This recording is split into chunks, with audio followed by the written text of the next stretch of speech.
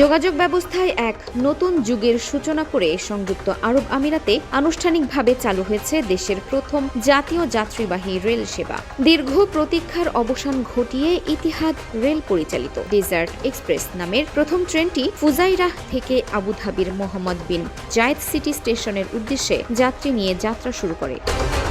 Oman উপসাগরের তীরবর্তী Fujairah থেকে আবুধাবি পর্যন্ত প্রায় 250 কিলোমিটার পথ অতিক্রম করতে ট্রেনটির সময় লেগেছে মাত্র 1 ঘন্টা 45 মিনিট। প্রথম দিনেই 6টি ট্রেনের মাধ্যমে পরীক্ষামূলক বাণিজ্যিক কার্যক্রম শুরু হয়েছে এবং উদ্বোধনের আগেই 10,000-এর বেশি টিকিট বিক্রি হয়ে সাধারণ মানুষের ব্যাপক সাড়া পাওয়ার প্রমাণ দিয়েছে। পরিবেশ বান্ধব ও টেকসই এই রেল নেটওয়ার্কটি পর্যায়ক্রমে দেশের 11টি শহরকে একই সুতোয় বাঁধবে। আগামী 30 সেপ্টেম্বরের মধ্যে দুবাই ও আল ধাইদ স্টেশন এবং 2027 সালের মার্চের মধ্যে শারজাহ স্টেশন চালুর মাধ্যমে প্রায় 900 কিলোমিটার দীর্ঘ এই পুরো রেলপথের কাজ সম্পন্ন হবে।